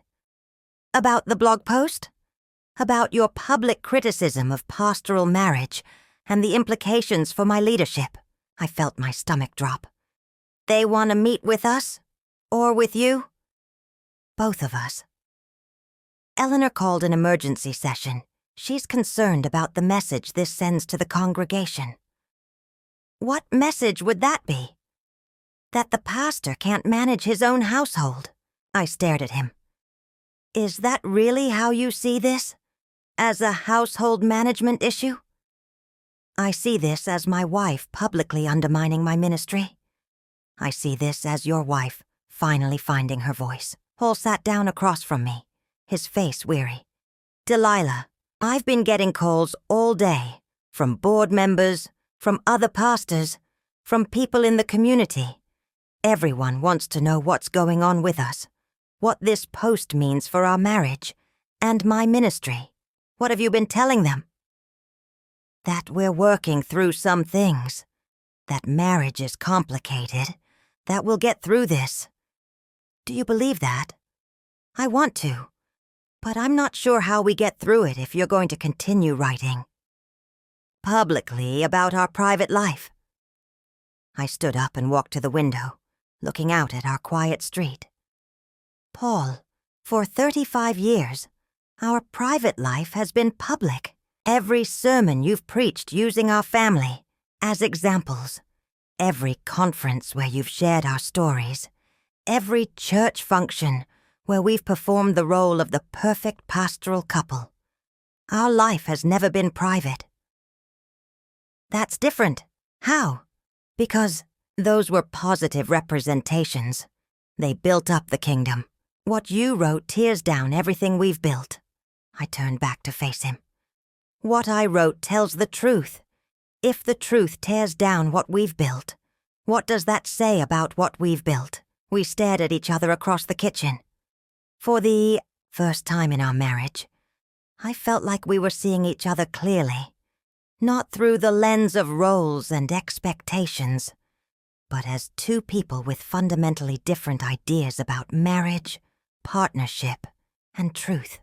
The board meeting is Thursday at 7, Paul said finally. I need you to be there. To say what? To explain what you meant by the post. To reassure them that you're not planning to continue this kind of public criticism. And if I am planning to continue? Paul's face went pale. Then I don't know what happens to us. Thursday evening I walked into the church conference room, wearing my red sweater and carrying a folder with printed copies of some of the responses to my blog post. The messages from women thanking me for speaking their truth. The stories of other wives who'd felt erased by their husbands' ambitions. The testimonies of healing that had begun when women stopped hiding their authentic experiences. The entire church board was there. Eleanor Tate, the Weatherbys, Dr. Patterson, 3 other longtime members, and Paul. I'd known these people for decades. They'd celebrated our children's births, supported us through difficult seasons, trusted Paul's leadership through multiple church growth phases.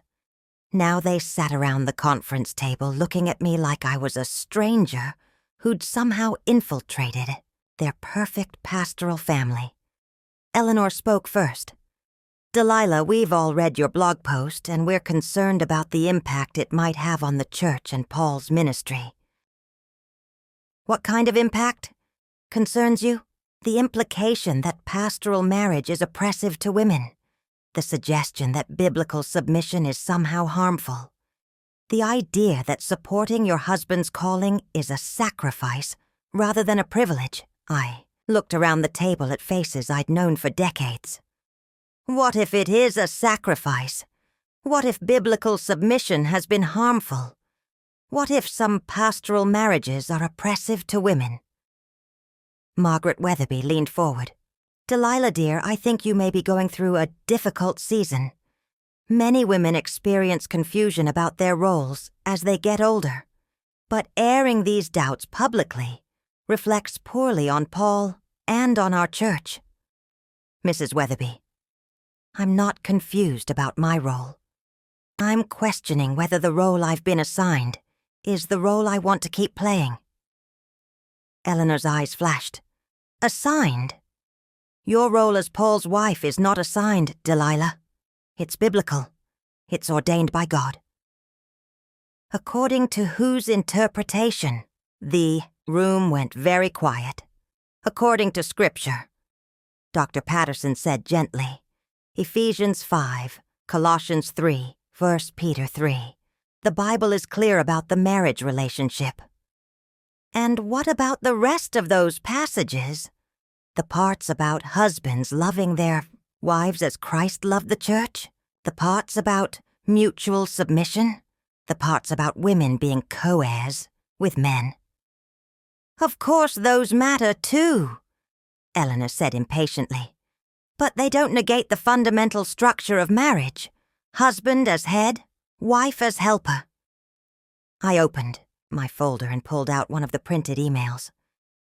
I'd like to read you something from a woman who responded to my post. Delilah, Paul said quietly. I don't think that's necessary. I think it is, I began reading. I've been a pastor's wife for 12 years.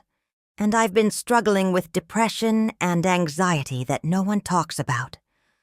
I thought I was the only one who felt invisible, who wondered if my dreams mattered, who felt guilty for wanting something more than constant service to other people's needs. Your post helped me realize that the problem isn't with me. It's with a system that turns women into supporting characters in their own lives. I looked up at the board members. This woman isn't confused about her role. She's questioning whether her role is killing her. That's one woman, Margaret said. One person's experience doesn't invalidate the biblical model of marriage. It's not one woman. I received over 200 responses like this in the past 3 days. From women who are clearly influenced by secular feminism, Eleanor said, dismissively. From women who are tired of being invisible. The room erupted in overlapping conversations, board members talking over each other, Paul trying to regain control, Eleanor's voice rising above the others. Finally, Robert Weatherby spoke up. Enough! His voice carried the authority of someone who'd been successful in business and respected in the community for 40 years. Delilah, let me ask you directly. Do you believe that your blog post helps or hurts the cause of Christ? I thought about the question carefully. Mr. Weatherby, I believe that truth helps the cause of Christ, even when it's uncomfortable. I believe that pretending marriages are healthy when they're not hurts the cause of Christ. I believe that silencing women's voices and experiences hurts the cause of Christ. And you believe your marriage is unhealthy. I believe my marriage is built on assumptions about gender and power that have prevented me from being a full partner and have cost me my individual identity. Paul spoke for the first time since the conversation had begun. Delilah has been under a lot of stress lately. I think some of what she's written comes from a place of emotional turmoil rather than careful theological reflection. I turned to look at him. Paul, don't dismiss my concerns as emotional turmoil. This is the result of 35 years of careful observation and reflection. But surely you can see how this public airing of grievances damages the ministry we've built together? Eleanor said. We haven't built this ministry together, I said quietly. I've supported the ministry Paul built. There's a difference. The silence that followed was deafening. Finally, Eleanor spoke. Delilah, the board needs to know. Do you plan to continue writing publicly about these issues? I looked around the table at these people who'd been part of my life for so long, who were asking me to choose between truth and their comfort. Yes, I said. I do plan to continue writing publicly about these issues. The board exchanged glances. Paul's face went white. Then, Eleanor said carefully, we need to discuss the implications for Paul's position as senior pastor. Are you threatening my husband's job because I wrote about my own experiences? We're expressing concern about a pastor whose wife publicly opposes biblical marriage principles. I stood up slowly, gathering my folder. For 35 years, I have been the model pastor's wife. I have supported every initiative, attended every function, counseled every struggling woman, and maintained the perfect image you all required. I have sacrificed my career, my dreams, and my voice to preserve Paul's ministry and your comfort. I looked directly at Eleanor. But I will not sacrifice my truth. If you want to fire Paul because his wife finally decided to speak honestly about her experience that says everything about your priorities and nothing about our marriage. I walked toward the door, then turned back. And if any of you are interested in actual biblical marriage, the kind based on mutual respect, shared decision-making, and each partner's God-given gifts being valued equally, I'd be happy to discuss that with you. But I'm done pretending that submission means silence. I left them sitting in stunned silence around the conference table. In the parking lot, I sat in my car for a long time, shaking with adrenaline and something that felt like freedom. I'd just ended the life I'd known for 35 years. But for the first time in decades, I felt like myself. The aftermath came in waves. Paul spent 3 days sleeping in the guest room and 2 weeks avoiding any conversation that wasn't absolutely necessary. The church board called an emergency congregational meeting for the Sunday after our conference room confrontation, ostensibly to address concerns about pastoral leadership. I didn't attend. Instead, I drove to Charlotte to spend the day with Leah and Amanda. We went to brunch at a restaurant with mismatched chairs and servers with visible tattoos, the kind of place that would have made Eleanor Tate clutch her pearls. "So," Leah said over mimosas, "you basically told the church board to go to hell." I told them I wouldn't sacrifice my truth for their comfort. "Same thing," Amanda laughed. "Good for you." I'd been bracing myself for Leah to be angry about the public nature of my revelation, worried that she'd feel I'd exposed family secrets or embarrassed her. Instead, she seemed proud. "Mom, I've been waiting my whole life for you to stand up. To Dad, and those people. You have? Do you know how frustrating it's been to watch you shrink yourself for 30 years? To see how smart and capable you are, and then watch you defer to Dad about everything. I thought about this. I thought I was being a good wife, a good example for you children."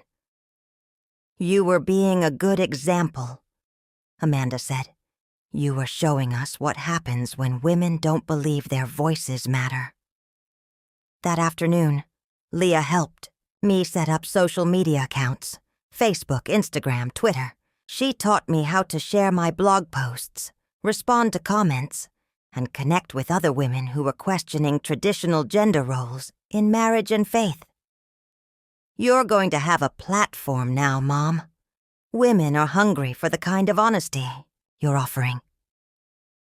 Within a week, I had speaking requests from 6 churches, 3 women's conferences, and a podcast specifically for pastors' wives who were deconstructing traditional ministry expectations. Paul's congregational meeting had not gone well.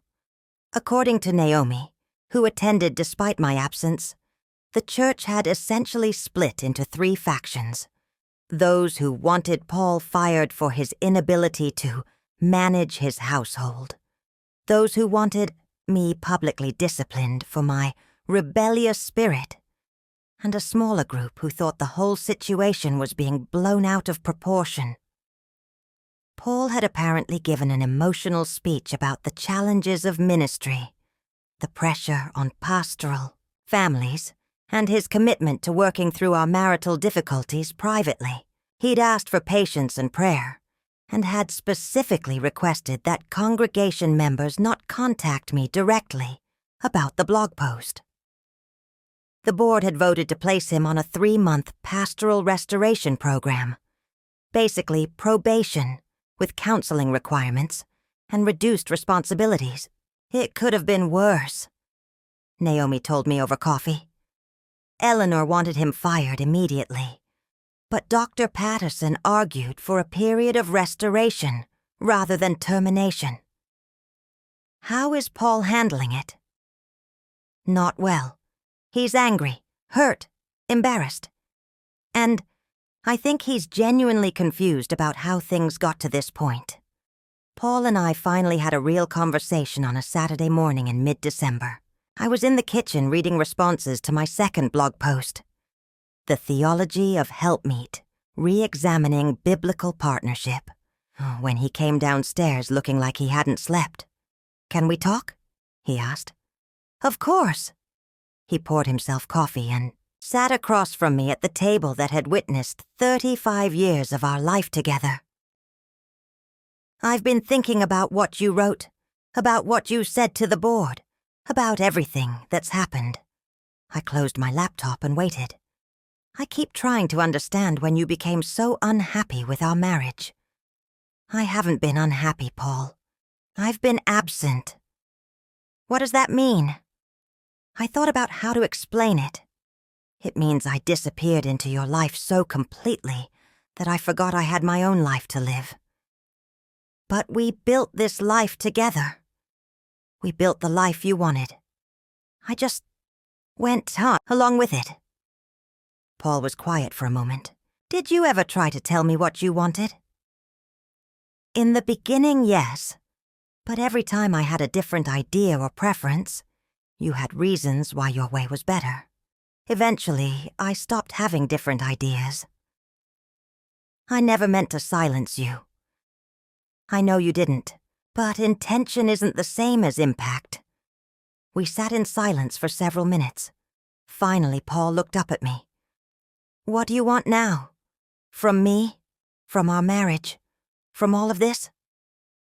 I'd been asking myself the same question for weeks. I want to be seen as a whole person, not just as your wife. I want my opinions and dreams to matter as much as yours. I want partnership instead of hierarchy. I don't know how to do that. Neither do I. But I know I can't go back to being invisible. Even if it means the end of my ministry. Paul, if your ministry can't survive being married to a woman with her own voice, then maybe it's not the ministry God intended for you. Over the following months, Paul and I entered marriage counseling with a therapist who specialized in religious couples, dealing with gender role transitions. Dr. Sarah Chen was a Korean-American woman in her 40s who'd grown up in conservative, evangelical circles before becoming a licensed therapist. Traditional complementarian marriage can work, she told us in our first session, but only when both partners genuinely choose it and when it's implemented with mutual respect and genuine partnership. What often happens is that cultural expectations get confused with biblical requirements, and one partner, usually the wife, ends up silenced rather than supported. The work was harder than I'd expected. Paul had to learn to see me as an individual, with my own relationship with God, my own calling, my own gifts that existed independent of how they supported his ministry. I had to learn to voice my opinions without immediately deferring to his, to make decisions based on what I wanted, rather than what would make things easier for everyone else. Some days were better than others. 3 months after the church board meeting, Paul submitted his resignation as senior pastor of Asheville First Baptist.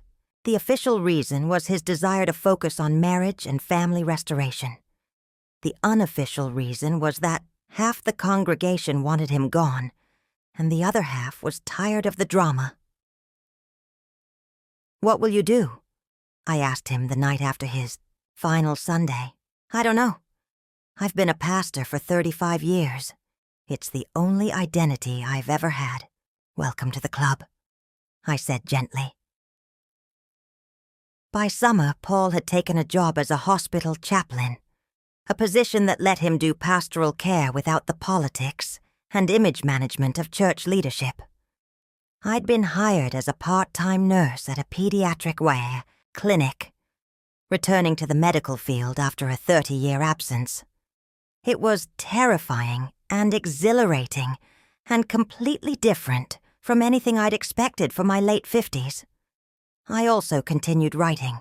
My blog posts had turned into a book proposal, which had turned into a publishing contract for The Invisible Partner, a pastor's wife's journey from silence to voice. The book wasn't a memoir exactly, but a combination of personal story and social analysis, examining how traditional gender roles in religious communities can silence women's voices and limit their spiritual gifts. I interviewed dozens of other ministry wives, as well as women in other male-dominated professions who'd struggled with similar issues. The hardest part wasn't writing about my own experience, but owning my expertise about it. For years I'd believed that my perspective was less valuable than Paul's because I lacked formal theological training, but I'd come to understand that 35 years of lived experience had given me insights that no seminary could provide. My speaking engagements increased as the book release approached. I found myself traveling to churches and conferences, sharing my story and facilitating conversations about marriage, gender, and spiritual equality.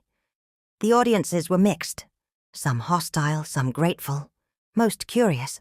I learned to expect pushback from people who saw my story as a threat to their understanding of biblical marriage. I also learned to expect tears from women who'd never heard their own experiences validated. "You've become a different person," Paul said one evening as I was packing for a speaking engagement in Denver.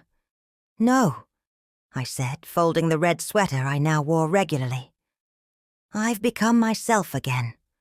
Our marriage was different now, too. Not necessarily better or worse, but more honest. We argued more than we ever had, but we also talked more than we ever had.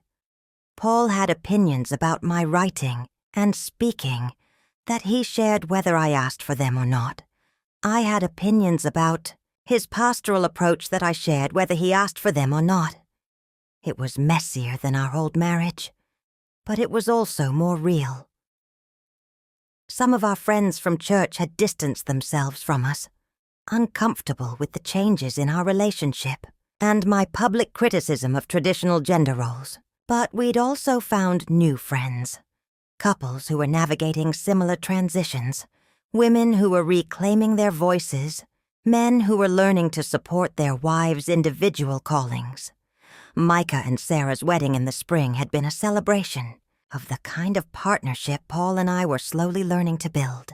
They'd written their own vows, emphasizing mutual support, shared decision-making, and each partner's individual relationship with God. "Sarah's keeping her name," Paul had mentioned to me during the reception. "Yes, she is. That wouldn't have been acceptable when we got married. A lot of things that are acceptable now wouldn't have been acceptable then. Do you ever wonder what would have happened if we'd gotten married now instead of then?" I'd thought about his question while watching Micah and Sarah dance to a song they'd chosen together, wearing rings they'd designed together, celebrating a marriage they'd planned as equal partners. "I think we would have been different people," I'd told him, "but I think we still would have found our way to each other." On the first anniversary of my blog post, Grace Hendricks invited me to write a follow-up piece about what had changed in my life over the past year. I titled it, "Finding My Voice at 58, a Year of Dangerous Truth-Telling." I wrote about the cost of speaking up, the friendships lost, the church community that rejected us, the financial insecurity of starting over professionally in our late 50s. But I also wrote about the unexpected gifts, the freedom to disagree with my husband without guilt, the joy of work that used my skills and training, the satisfaction of helping other women find their own voices. I ended with this paragraph. A year ago, I thought my job was to make my husband's life easier. Now I understand that my job is to live my own life with integrity and courage. This has made my husband's life more complicated, but it's made my life immeasurably fun. I'm no longer the invisible partner in our marriage. I'm not even sure we're partners yet in the fullest sense, but we're two whole people trying to figure out how to love each other without erasing each other. It's the hardest work I've ever done. It's also the most important.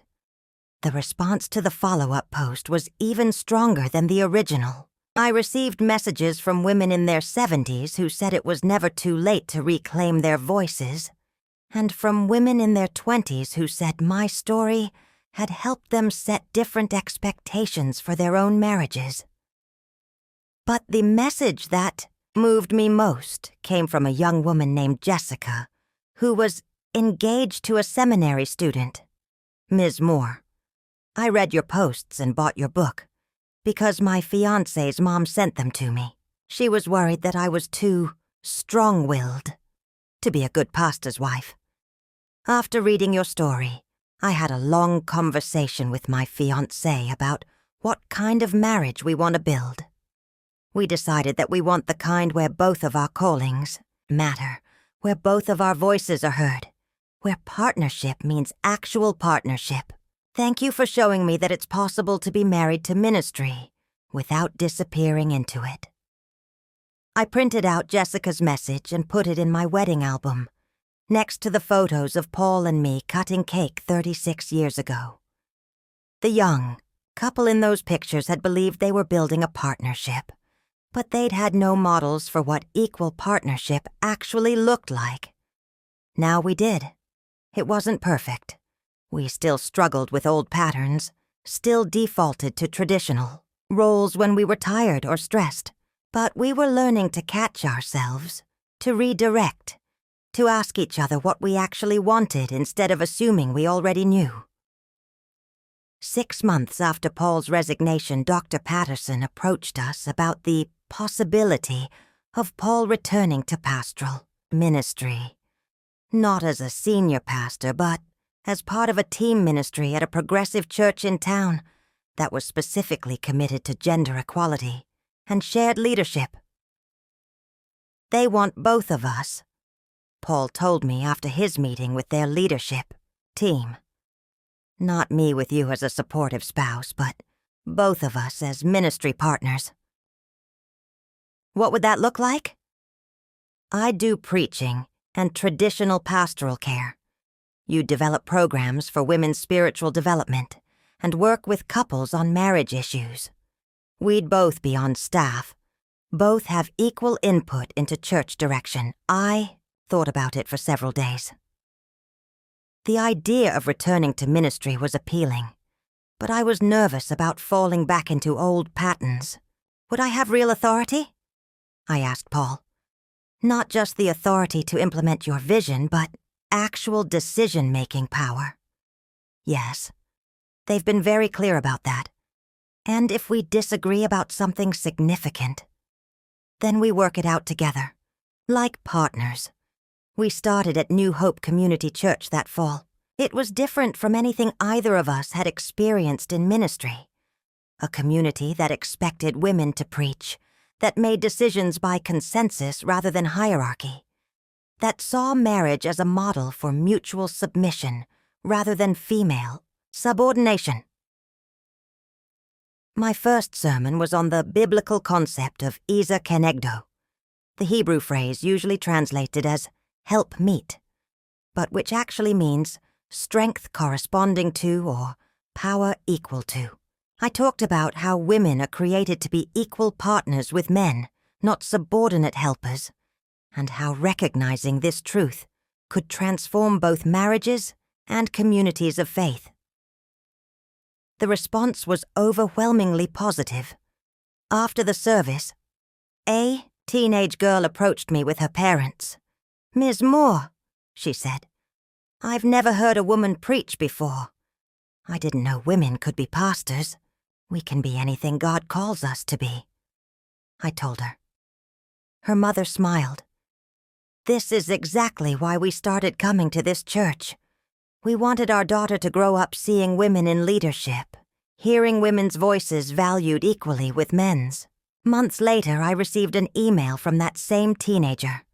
"Pastor Delilah, I wanted to tell you that I've decided I want to be a pastor too.